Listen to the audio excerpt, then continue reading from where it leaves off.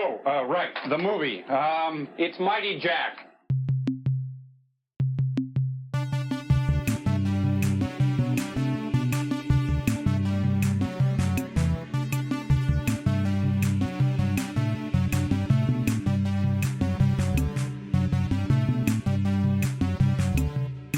This time we watch KTMA episode 14, Mighty Jack. What happens if you get a bunch of people together and give them a bunch of toys and ask them to save the world from the terrible forces of Q? But first, hey Chris, it sounds like you're mostly better.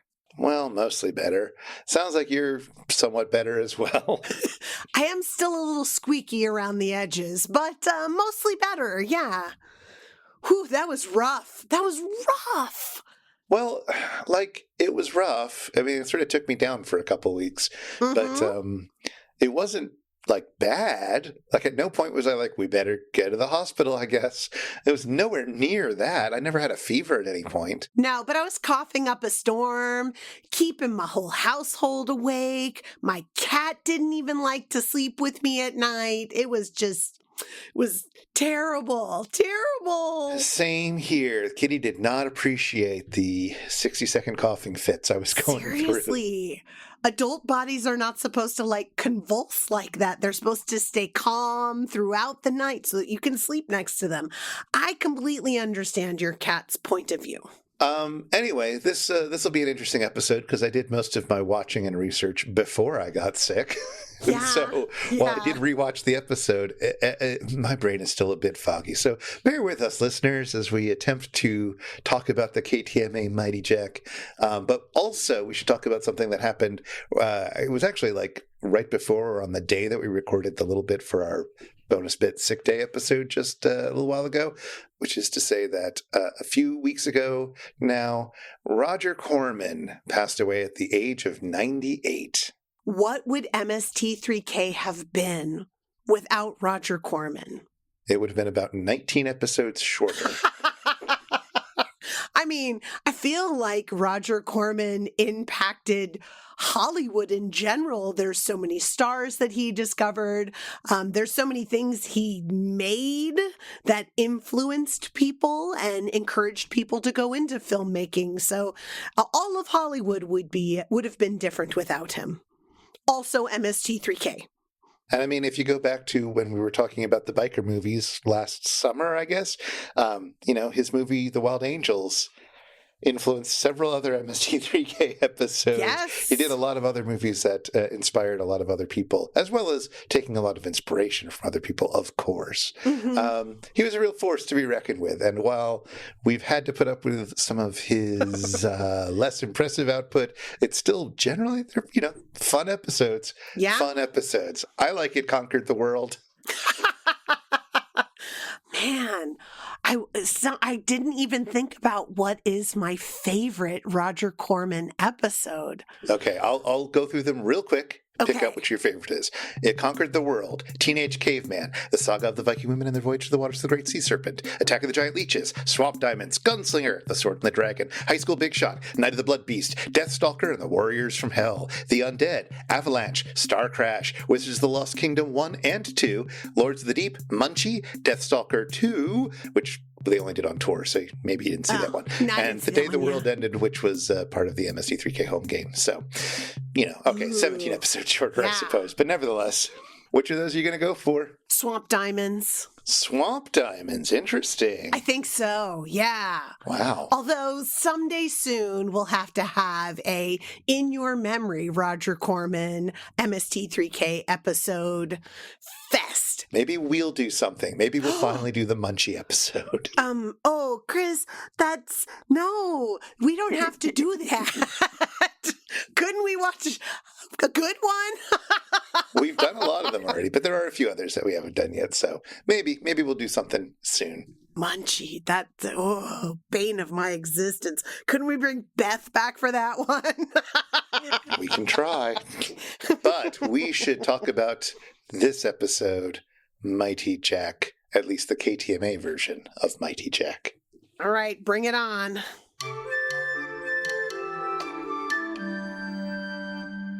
This time we watch KTMA episode 14, Mighty Jack. Q is the name of an international organization of bad guys, plotting and scheming to do, real bad stuff. Real bad. And so the nations of the world, but mostly Japan, have gathered together to create Mighty Jack, an elite team of people devoted to stopping Q in its tracks. Luckily, they have some cool toys at their disposal. The Mighty Jack itself is a giant battleship that can also somehow fly. And there's a smaller plane called the Exo Scout, which can also somehow work underwater.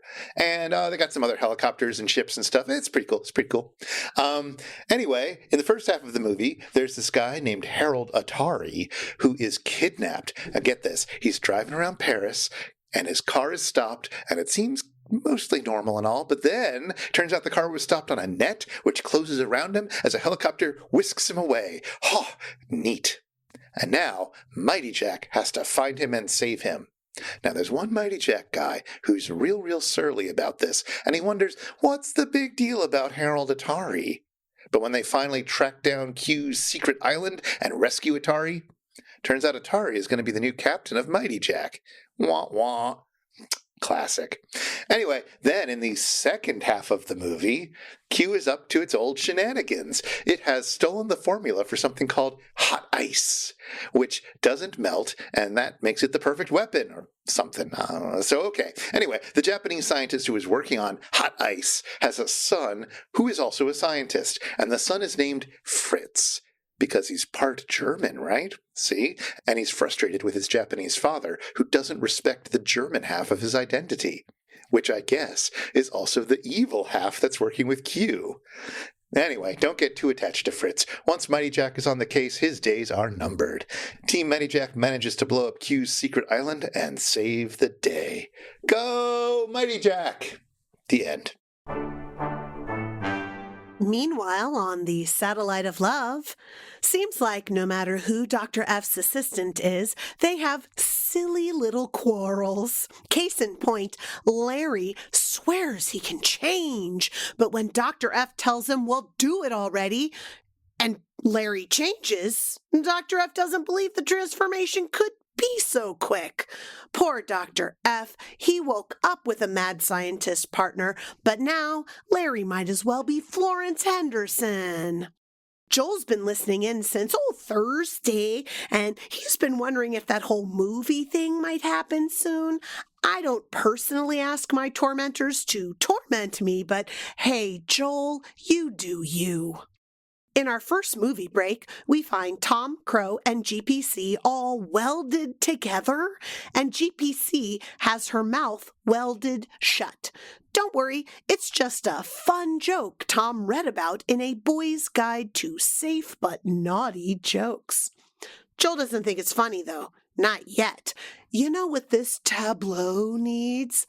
Ladies' foundation garments. Yes, make your comedy pop with ladies' foundation garments today. Next break, we see the boys catching up on the latest Punky Brewster. They don't know how anyone could find this funny, though. But that robot who says, "Danger, Will Robinson," that guy's funny. And you know what else is funny? Killing Joel. Wait, what? Yeah, it's funny because he has no backup system and no reboot system, which maybe they're confusing funny ha-ha with funny weird and mostly sad. One more break finds Crow in between frames with a 7-10 split. Tough luck, Crow. But most importantly, it's revealed that Crow can smell. This is an offhand side comment, much like the one about his brother, but I just can't get past the implications here. I mean, once again, tough luck, Crow. Our episode closes with some fan mail with drawings of the bots and a love letter to Tom from a magnificent pagan she-beast. What do you think, sirs? Welcome back to KTMA Times. Chris, this is a rough space to be in. I'm glad that we're not watching these through in a binge sort of way. I don't know if I could handle it. It just doesn't have the punch that later episodes have. Yeah, fair enough. It has its own charms, and I think a lot of people have argued that if you do sort of get yourself soaking in the KTMA era on its own, you sort of get acclimated to those charms, and you're not like waiting for it to be like later seasons would be. So there is that. Fair enough. It's really nice to see them next to later episodes, though, just to kind of see the evolution of the bots and the evolution of the Mads and the kind of different relationships that they've delved into. I mean, I really appreciated the exchange between Dr. F and Dr. Earhart in this episode because it felt a lot like the exchanges between TV's Frank and Dr. F, right? Like it felt a little bit more congenial than some of the other KTMA episodes. So I appreciate that. That's true, though I do think that Dr. Forrester is not quite himself yet. No. I think it took them a little while to hone in on that, even though Crow is, I mean, he's still like young Crow, but, you know, he's there. Like, he's recognizable as Crow. Now, his brother... Yeah, no, definitely. Crow has a brother? This never comes up again? No, well, you know, they're just throwing ideas against the wall at this point in the show. I mean, not that the show ever had a show Bible. Like, there's no sense that any fiction that they create within the show is permanent at any point, and that's fine. But it is still a weird one-liner. Just like there's a few other weird things that pop off in this one, including, as you pointed out, how like excited they are to kill Joel or whatever. Like, that would be funny. It's so weird. Yeah. I mean, there are things that would be funny, and I just don't see that as really being one of them. It's such a sci-fi era kind of scenario. I don't know. Yeah, except that in the sci-fi era, they'd already established that kind of rapport with Mike that just like, I mean, you know, it's nice to have you around here, Mike, but I might kill you in the morning. Like they kind of have that rapport going. And so it doesn't seem to be coming out of nowhere. And I mean, maybe it's just because my familiarity with KTMA is much lower, even than the sci-fi era. I just don't see this as coming from somewhere where it has, you know, kind of a funny root. I don't know. Also, Mike seems like Wile E. Coyote. You can try and kill him as much as you want. He's just going to come back to life and be back in the next scene. Joel never has that feeling for me. You can't threaten his life. It's not okay. That is not a comparison I was expecting to hear today, but all right. I'll take it under advisement. Had you seen this movie before from the season 3 version? I don't think I have, no. I mean, I'm reminded of a lot of the episodes that they do later that are Japanese television programs that they've kind of melded into one, two TV episodes coming into one episode to be a quote-unquote movie. Like there's some similar feels to it. Sure. The Sandy Frank touch from Time of the Apes or Fugitive Alien or whatnot. Absolutely. And it's got like a really jaunty 60s vibe going on with the music that they're playing and the colorful outfits that everybody's wearing and the hair. It's fabulous. Like there's so much going on that's really familiar and fun, but I don't remember seeing Mighty Jack specifically. Yeah. So I don't know if I would have gone out of my way to show it to you back in the day. There's one joke in the season 3 episode that I especially love, which we'll get to when we do the season 3 episode. Yeah. Next time, obviously. You can't tell it to me now. It won't land the same. Exactly. And it was very odd watching that scene without that joke, and we'll talk about it more next time, I suppose. But I don't know. It's interesting to see this version. If listeners, of course, if you've watched the season 3 Mighty Jack and enjoyed it, and you've never seen the KTMA episode, it's worth watching. Just at the very least to see some of the extra footage. You can watch the original Sandy Frank the original Sandy Frank version of the movie. You can also attempt to watch the original TV show because, of course, this is a Japanese TV show, and I watched the first episode, the first half of this movie on YouTube, where somebody has been nice enough to upload it using the Japanese to English automatic translation that YouTube does. Oh, that must have been interesting and fun and like watching a badly dubbed kung fu movie. It was, in some ways, less confusing than watching the Sandy Frank version with people talking over it. Oh. I don't know. It was fine. I wouldn't recommend people go out of their way to see it, but yeah, you get a few extra bits here. The whole section at the very beginning where everybody's running to the Mighty Jack HQ. Really? That whole opening sequence with them being like, I've gotten the call. Time for me to drop my golf club and run. Yep, really? That's all edited out for time. No, that's so good. And because it doesn't do anything, although it is a fun sequence. It's such a fun sequence. Like that might have been my favorite part. Oh no, season 3 is not going to go well for me. The other part that's cut out from season 3 that you might have enjoyed, or maybe not, is when the surly guy, I can't remember what his name is, but the one who doesn't want to be saving Atari, goes and accidentally locks himself into Atari's prison cell while trying to rescue him. That's not in season 3? Nope, they cut that whole sequence out. But that establishes the, terrible relationship between the two of those, that Atari totally gives him the handshake, like the thanks for saving me, like wink wink, we're gonna forget about what a jerk you were and what a dumb shit you are, it's amazing. That is a really diplomatic move on Atari's part to begin the relationship with that guy. And if you haven't established him as I'm here to rescue you, whoops, the door just shut and it locked behind me. You don't have that same setup for Atari extending the olive branch, as it were. No, exactly. You've got a few other moments where he's grumpy about Atari, but it doesn't hit the same way. But sometimes MST3K doesn't always have the best interest of the movies at heart when they're editing it for time. What? Sometimes they make choices that don't improve the movie. So one of the interesting things about this episode is that throughout, Joel is very excited to let everybody know that they have a fan newsletter that's going to be coming out real soon. Yes! And everybody should sign up for the fan club so that they can get the newsletter, because there's a newsletter. You signed up for the fan club, Chris.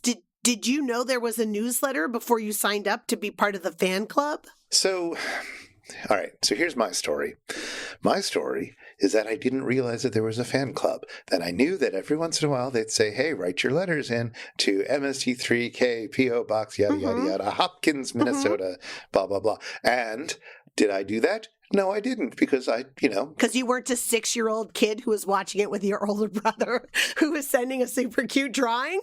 Yeah, it just wasn't my thing to write into TV shows. That's not how that worked, I guess.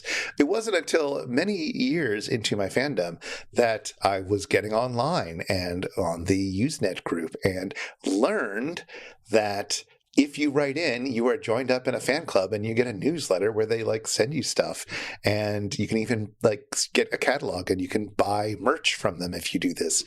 That was entirely new to me. At no point did they tell me that. Well, I say that.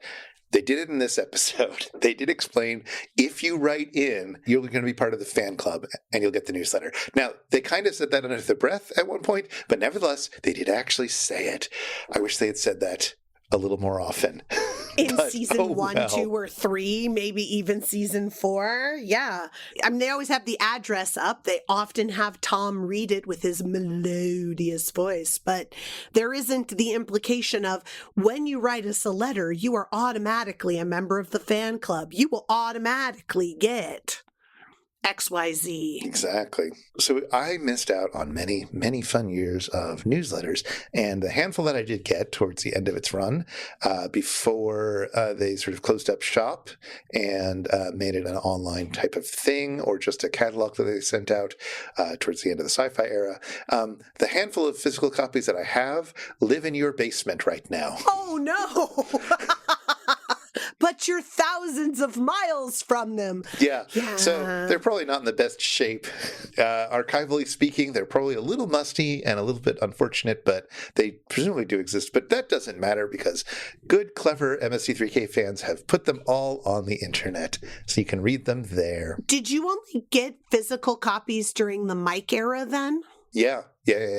I can't remember which one was the first one I got, but I think it would have been during the Mike era. But now I can look at the very first MST3000 satellite news, formerly the binding polymer. Yes, or the MST3K SNF BP. Yeah, as they never called it. As they never call, well, nobody would, right? That doesn't make any sense. I was reading a bunch of them today because, of course, you put the links inside of the things so that we could see it. And I could read a few of them, which the humor in those things are hilarious. They're really well done. They're they're a very fun read, and they're very just interesting in terms of the humor that they're using. Yeah. So the very first one, it's only 2 pages.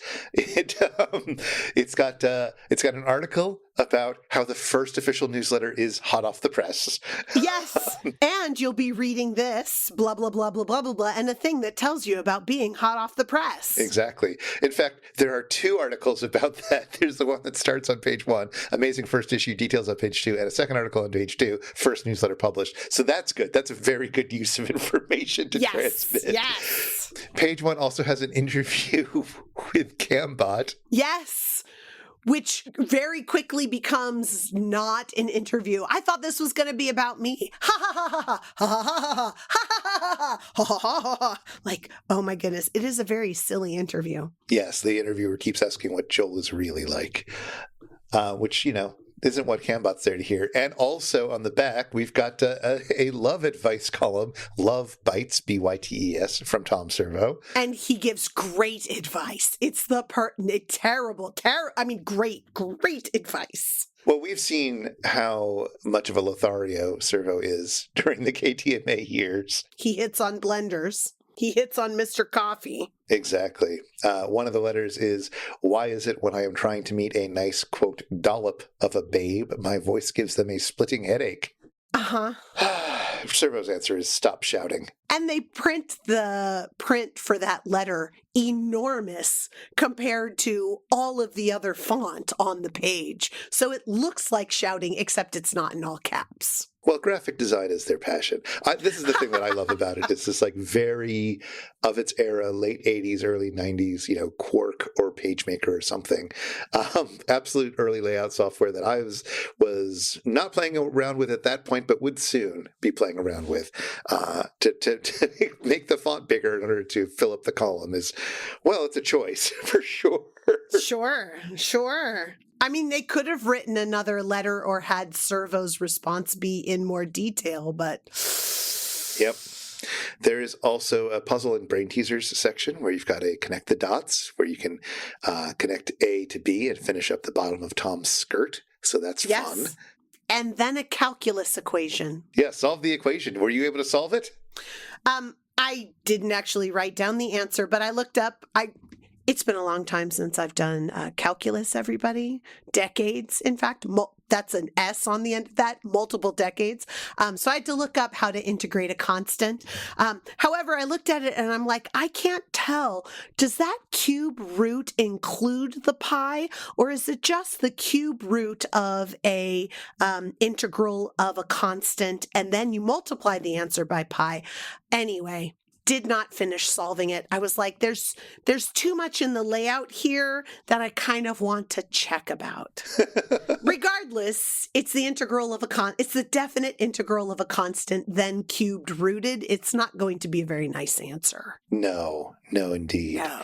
I don't know if they ever told us the answer to that, but it was very nice of them to try. Also, their integral sign is weird looking, but what are you going to do? I mean, their pi is even a little weird. Yeah, because they didn't have the font for it. They didn't have any real way of putting out proper things. They just sort of did a squiggle. As a math teacher, I have to say, I have attempted to make worksheets that have lots of equations inside of them, and there just hasn't been a very good equation editor out there until pretty recently. So I can't imagine writing a newsletter like this in 1988. and or 89 and having to write an integral. I feel like everything would have to be done by hand. Yeah. Now, it was a fun read, and it was very much a like, oh, these guys are just funny and informal, and you can just see that like the people who wrote into the fan club are getting like an extra dose of the silliness of the writer's room. Like, it just seemed like it must have been a fun thing to write. I mean, maybe. It also feels like they kind of dashed it out the last minute when they had to do it. I mean, sure. Most of their follow-up newsletters are about, hey, we're going to Comedy Central, write to support us. Comedy Central's thinking about only doing one season and not two, write to support us. Hey, Comedy Central picked us up for another season. We want them to do more than 13 episodes, write to support us. So there's a lot of calling for fans to get involved in the furthering of MST3K on all of these national platforms and giving them information about where they're going to be able to find the show, which, like, what a wonderful use of the newsletter. Yeah. I mean, they'd be silly of them not to take advantage of that to try to put pressure on them to continue making the show. I mean, that's what fans are for in a certain sense. Totally. And they can't really say it on the show, right? It's not like they can end an episode that they're sending to Comedy Central to put on the air on Comedy Central. Hey, write the CEO of HBO that you want Mystery Science Theater to stay on the air. Yeah. You can't do that. There's also, in one of the later issues from around season 2, they have a guide on how to write a letter. Yes. Did you read that one? Did you learn anything from it? I, of course, read that one, which is why I was saying at the beginning when you were like, I was not a person who was going to write in a letter. And I said, because you're not a 6-year-old writing a cute picture and talking about Crow being your favorite. Because that's essentially, they have, do this, be a 6-year-old kid drawing a picture and saying that you watch the show. Don't, like, give us a small PhD treatise on comedy and how great we are. Exactly. Like, essentially, all of the letters that they're like, don't do this, are ones that are like all highfalutin blowing smoke up their skirts. So, or no, that's sunshine, right? Blowing sunshine up their skirts. So they want to read the cute kid ones. And it's true when you think about the letters that are read. A lot of them are ones that have pictures, and a lot of them are ones where they have like a kid saying, I watched the show, but they're not all 6 and 7 and adorable kids. Like, they do the preteens and occasionally somebody who is a teenager. So, but kids get the priority, and that's cool. So I did, of course, eventually write in to MST3K to get onto the fan club and get my card and get my number and all that and start getting newsletters. And I felt obliged because I didn't know what to write. I hadn't received the how to get a letter read on the air thing yet. So I don't remember what I said. I didn't keep a copy. This was written by hand because it's back in the day and yada yada. And but I did do some bad drawings. I don't remember even what of. I'm sure I did a drawing of one of them, maybe Crow, who knows. But I totally see you drawing GPC. I just do. I mean, she is my favorite, I suppose. She is your favorite. Yeah. Yeah. It's true. I have to say there was one of the editions that they have had almost all of them have letters right after the first one where they're publishing letters that didn't get read on the air. And that's kind of cool. And one of them was one where they just said, send me more info.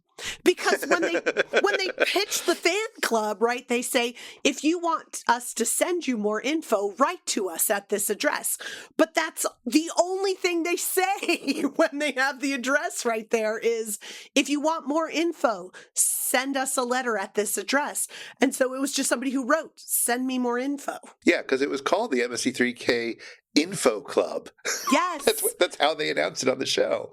So, like, who knew? That's the other reason why I didn't write in. I didn't know I needed info. I mean, now I do, but they weren't gonna give me info. Needing info is being a fan. You were like, you give me info on the show every day. Why would I need to write in for more? What are you going to tell me that you haven't already told me? Well, it turns out Tom's love advice.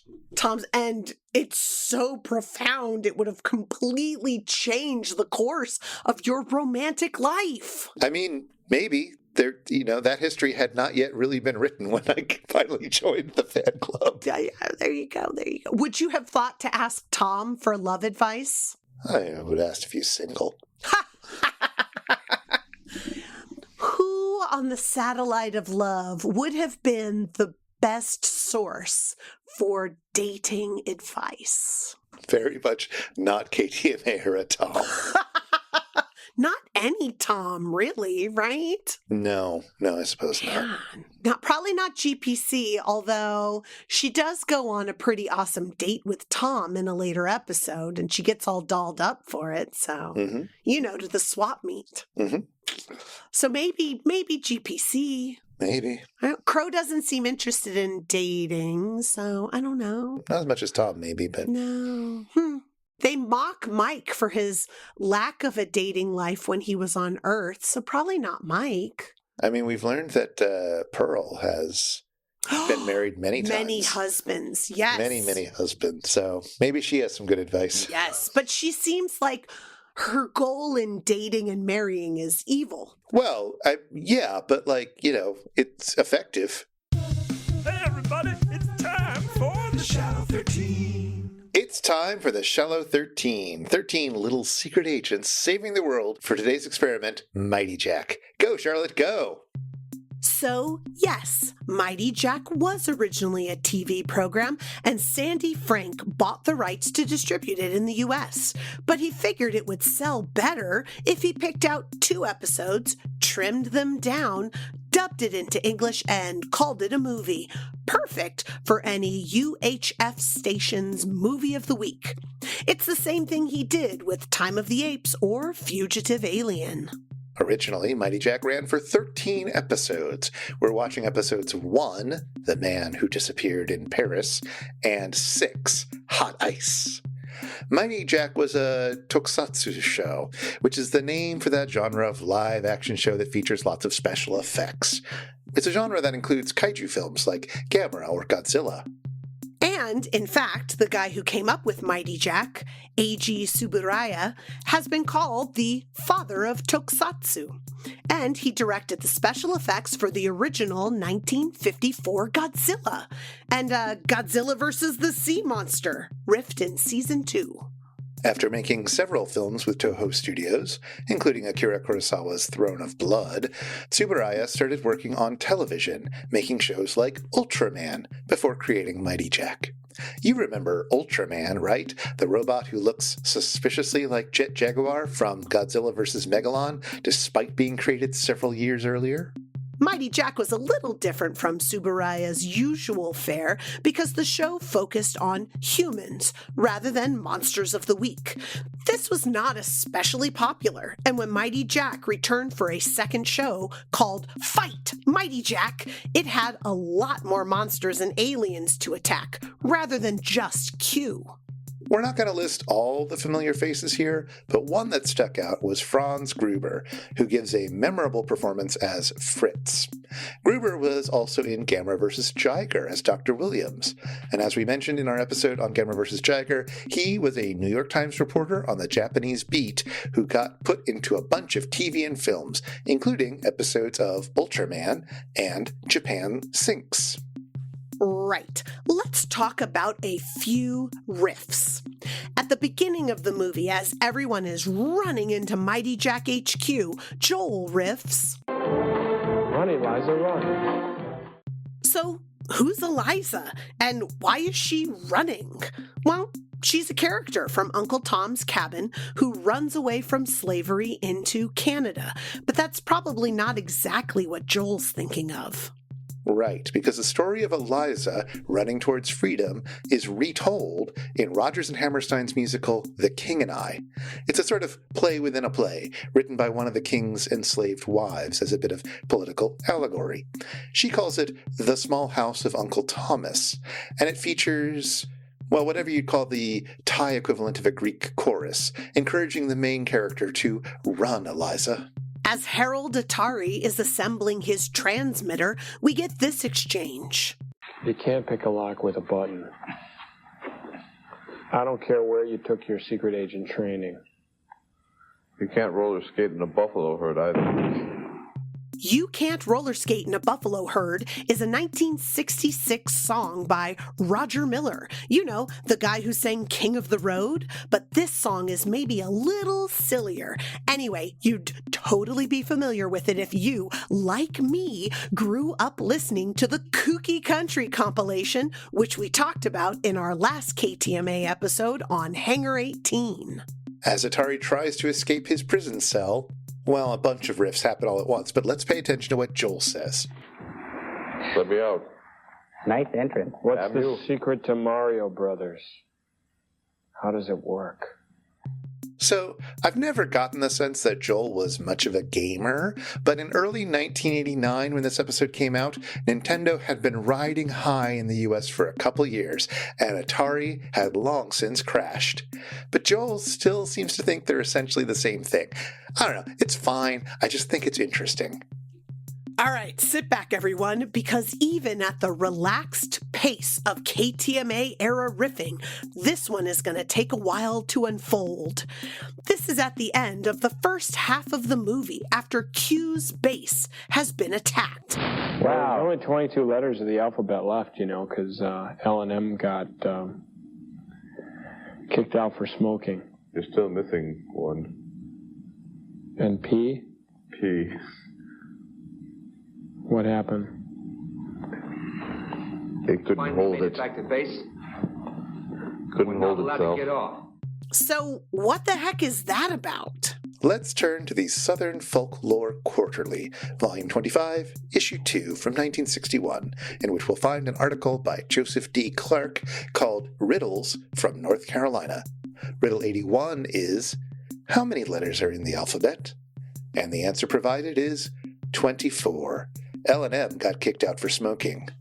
Because you see, now this is the clever part of the joke, L&M is a brand of cigarettes. Joel says there's only 22 letters, though, so he must be thinking of a later version of the joke, where in addition to L&M being kicked out for smoking, someone else didn't mind their P's and Q's. I don't know, the joke's getting a little shaggy at that point. Yeah, and anyway, that's time. It is super weird, that joke. I kind of wonder if they mean L-M-N, those three letters, and then they make some sort of a weird joke about P not being able to hold it, as if L and M is not L and M, but the three letters L-M-N. I don't know. Oh, right, because why else would they get that? Yes. Well, I mean, definitely it is an old dad joke, and it had been around for a few decades by the time it shows up here. Before they called them dad jokes. Yeah, they just called them jokes from North Carolina. Zing! Zing pow! Ha ha ha! Take that, North Carolina. Well, if it's about smoking, it must be from the South. I suppose so. Yeah, it was such a weird joke. There were a couple of other jokes like that came up, like the one about I won a big fat worm, I too a big fat worm, and Tom's trying to encourage everybody to keep the count going. So eventually somebody says, I ate a big fat worm. Ha ha ha ha ha ha ha. Yeah, classic joke from childhood, you know? I mean, I suppose I listened to it and I was just like, this is going somewhere. And then the payoff came and I was like, that. Wait, you didn't grow up with that joke? I totally did, but it still didn't strike me as funny. I mean, the funny part of the joke isn't the payoff. It's them trying to, and I use funny advisedly here, but it's not the payoff. It's them trying to not say it. So, sure. You know, I 7.5 or whatever. Yes. Yeah, exactly. I 7.75. Yeah. I mean, they just don't have enough knowledge of decimals to know that could be an infinitely long joke. Right, but also the joke is to try to keep it interesting, which is why eventually one of them gives up and says 8. Yep. So that's the structure of that joke. I don't think it's terribly successful in this episode, but you know, Josh had an idea and was going to try it and see if it flew. And why not? Like, that's what this totally was all about during this era, right? Yeah. Was having an idea, like running it through the movie, seeing how it fell or didn't fall. It seems like there's been a really excellent evolution of the writer's room over time, to kind of fine tune those so that they land a little bit stronger. Oh, yeah. Because I could see that joke coming up again, but in a more, in a more careful way so that it lands a little bit better. Or not included if they can't figure out a way to, zhuzh it up. Yes, indeed. So it's interesting to see early versions of the writer's room where they're not entirely improving it the entire time, but there's still an element of that inside of the theater. And then later versions where a viewer of the show might feel like it's improv, but it so isn't. It so isn't. It's very carefully constructed so that these jokes land a little bit more consistently. But they were trying all sorts of different things. Like, for example, we mentioned earlier the sort of throwaway line about Crow having a brother, which they never came back to, and a few of the other bits. But one of them that I was excited by was the fact that apparently there's a bowling alley on the deck of the Satellite of Love. Why not? Why not? I mean, why not? And poor Crow. I mean, if I had a bowling alley in my home, I think I would very rarely get 7-10 splits, right? Like if I had enough practice in bowling, I don't think that I would get like big splits like that. I mean, it's one of the hardest spares to pick up. Okay, so sure, you're better at bowling than me. Is that No. My point is that my point is that if I had a bowling alley in my home and I could bowl whenever I wanted to, those things just wouldn't happen to me very often. But because I don't, I just can't even tell you how many times I get splits in my frames. It's very, very usual for me. All right. Look, I thought at the end of this sketch when they say something like, oh, Crow, you broke a 90 or something. Congratulations. I forget what the exact score was, but it was less than 100. And I was right there with them because getting 100 for me was always, nice. It was always nice. I'm not very good at bowling, though I do love it. It's the goal, right? The goal is that, or it's at least my goal anytime I'm bowling, is like, I want to break 100 because it means that I closed at least one frame during the course of the game. Exactly. I was on the bowling team of my high school. Your high school had a bowling team? Yeah, this is all very strange. But my high school did have a bowling team. We did not have a bowling alley. We went to a local bowling alley. And by local bowling alley, I mean one in the West Village of New York City. There was a bowling alley in the West Village? Do you know how much real estate costs there? You gotta be kidding me. I'm sorry, I'm using my upper register because I'm incredulous. But Chris? It didn't cost quite as much in the early 90s, but yes.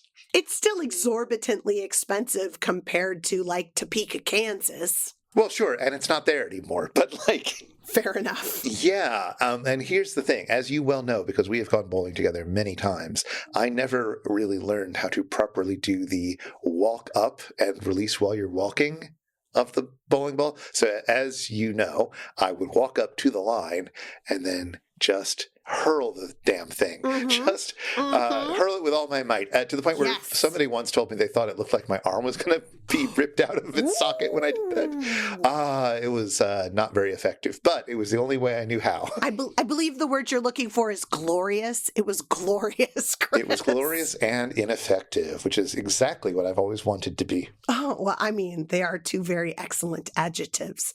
Yeah, I am...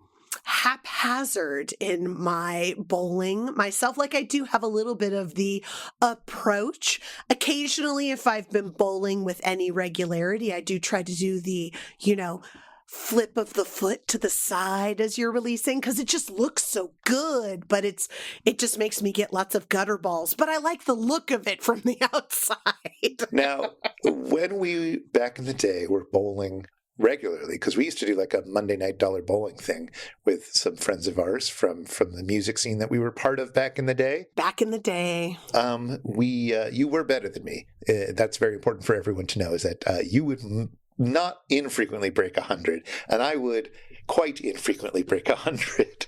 Yeah, I remember it differently. I remember you frequently breaking 100 and being comparable to me. That neither of us were particularly better than each other, but we bowled with a group of people who were particularly better than us.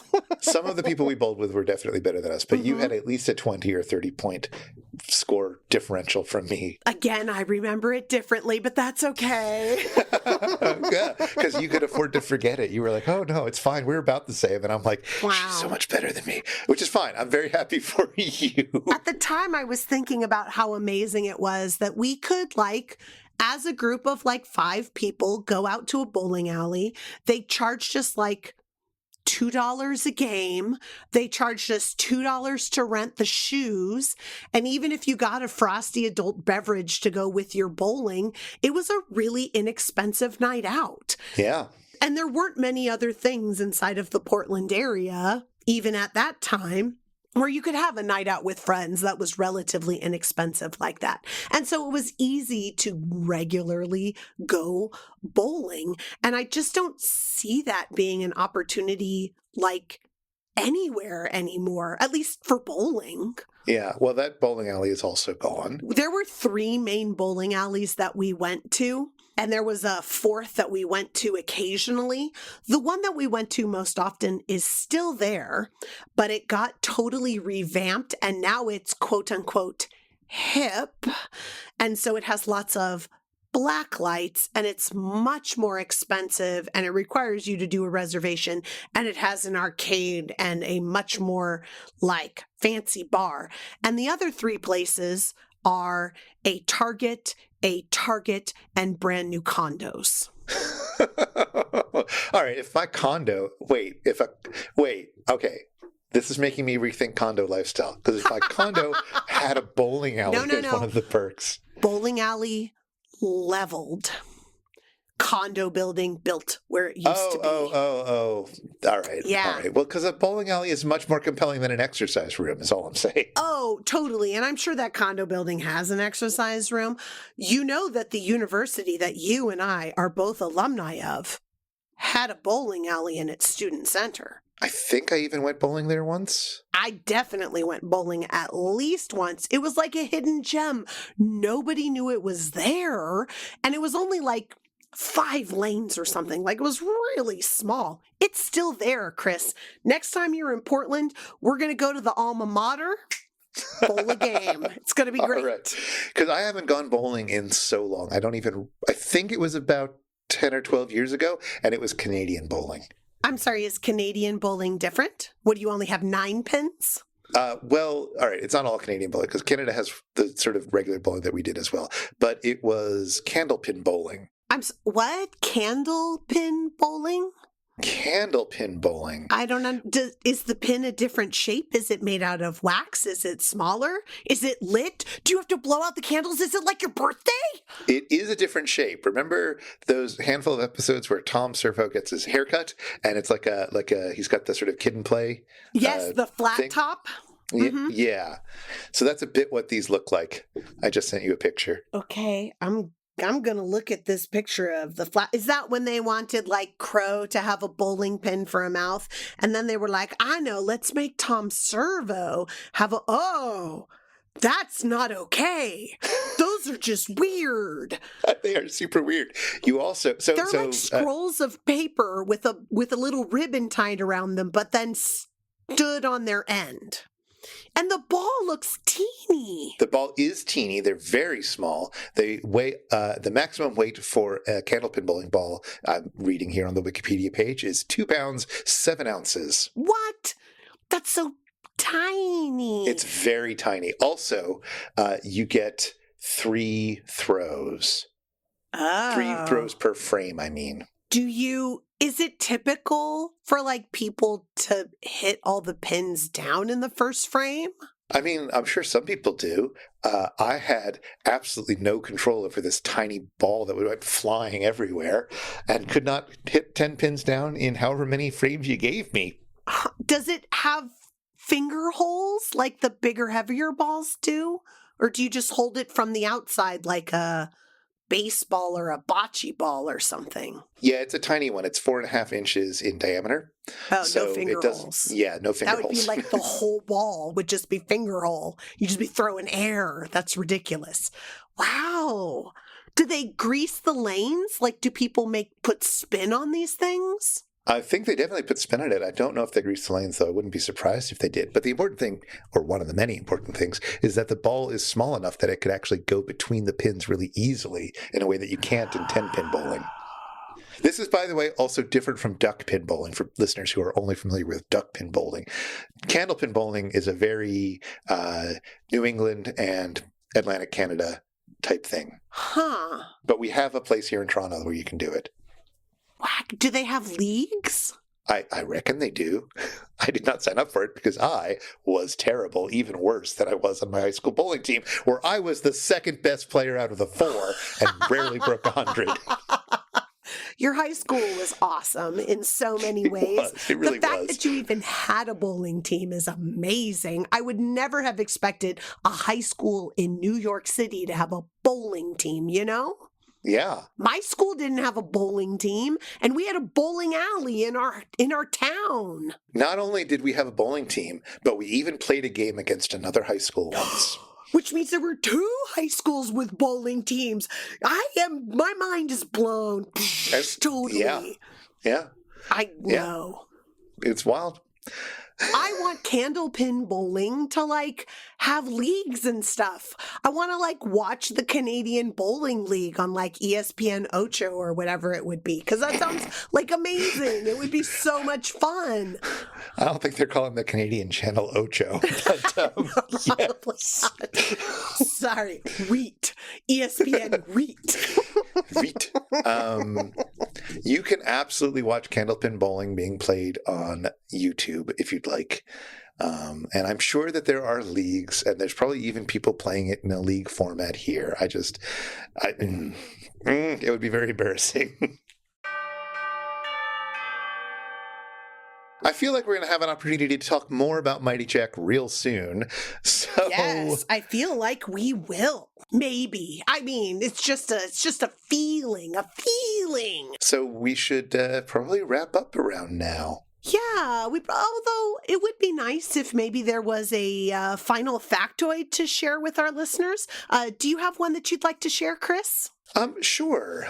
There's a little moment when Harold Atari is stuck inside his prison, and he's sort of got this suit that he was given by the big boss man, and the suit turns out to have lots of little compartments and hidden things in it, which he discovers while he's idling in the prison cell, and he puts all the pieces out onto a handkerchief, and he's able to assemble them into a radio transmitter. Oh, no, radio transmitter. Yeah. Much better. Okay. But while he's pulling out little bits from his shoes and from the lining of his jacket and so forth, there's this moment. Just pack a little suit. There's got to be a point where he stops ripping a part of his clothing and finding stuff. I don't think so. I think it does. It's like a production act. And I was wondering whether you knew what a production act was. I absolutely do not. I wrote it inside of my notes for this episode. Production act. What's that? What is it, Chris? Well, do you have any guesses given the context and who says it? It seems, okay. So it seems like Joel is a very hands-on kind of comedian, and a production act might be something where you have bits and pieces around and you're building a thing to create some sort of comedy in front of everybody. I don't know, maybe it's like the spinning plates on sticks or something like that. Or, there was an episode of the Tracy Ullman Show where there was a job interview and they had a box of stuff on the table, and the job interview for everybody there was to take stuff from the box and to do something amazing with it, and they had 2 minutes to prepare it, and one of the guys, the guy who does the voice for Homer Simpson, he put clothespins on his lips, and he was like, "I'm a duck." And then Tracy Ullman got bottle caps, and she pounded them into the bottom of her shoes and did a big tap dance on the table. And then the third woman grabbed a saw out and played Somewhere Over the Rainbow on the saw. And they ended up hiring the guy who did duck lips because he was the only one that the woman doing the interview thought wasn't going to steal her job in the future. Is it like that? Is that a production act? That's prop comedy. Oh, different. Man, so what's a production act? A production act is a magician thing. Oh, okay. Magician. It's magic. It's when you produce something where there was originally nothing, such as when your hat is empty and then the magician produces a rabbit. Or when there's nothing up your sleeve, and then the magician produces a bouquet of flowers. Those are production acts. But that's not what this guy's doing. So he's got no radio transmitter, and he's sort of finding, he's not trying to do it as a magic act is the idea, but he is pulling like, oh, I've got a little something in my sleeve, I've got a little something here, a little something there, and boof, I've got a radio transmitter where I had nothing before, or I've got little micro bombs that I can throw at the door or whatever. Yeah. That's the kind of production act he's talking about. Huh. Wow. That's kind of cool. I mean, it's nice that it has a name, right? I guess. Yeah. Like, somebody pulls a coin from behind my ear that wasn't there before because I don't keep coins behind my ear. It's like, production act, success. Right. Rather than a vanishing act or a transformation or a restoration or all these things. Different types of magic-y things. I went through a bit of a magic-y phase when I was a kid, like a lot of people do, I guess. And I was never very good at it because I'm a clumsy oaf. But I also never learned these terms. It was never explained to me that way. And I don't know whether these terms are more sort of recent in terms of like how you categorize different types of magic effects, or whether the theoretical magic effect text is much older than that. I should look into that, I suppose. I should have looked into that before I brought this up. I've been sick. I've been real sick.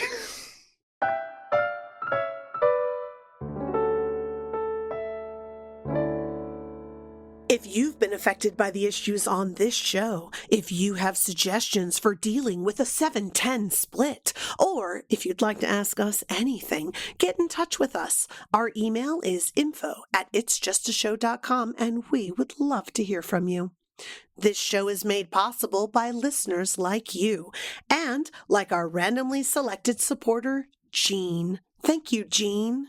For as little as $1 an episode, you too can be like Jean and help us research and record this show.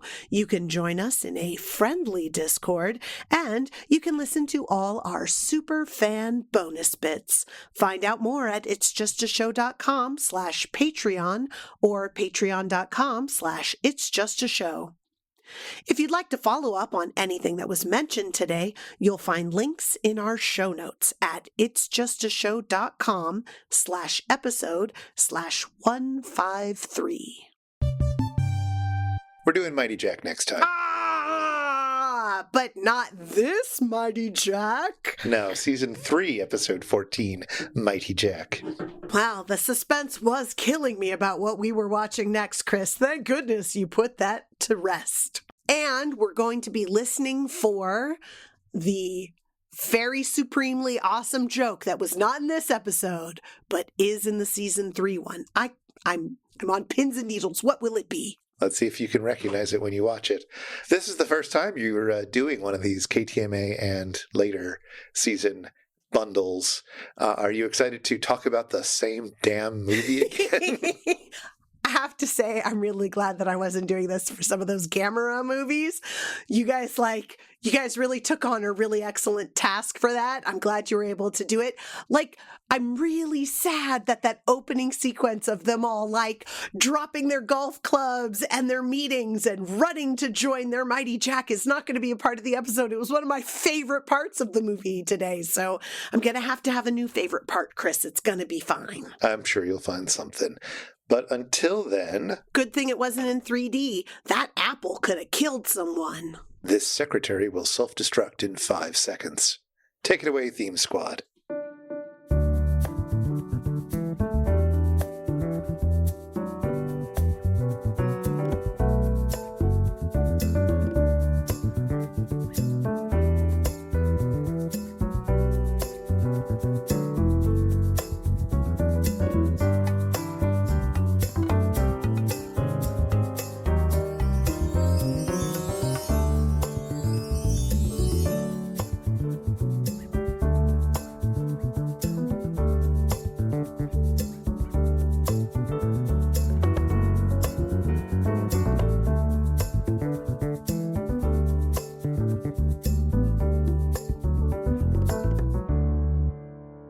Sorry, I'm using my upper register because I'm incredulous.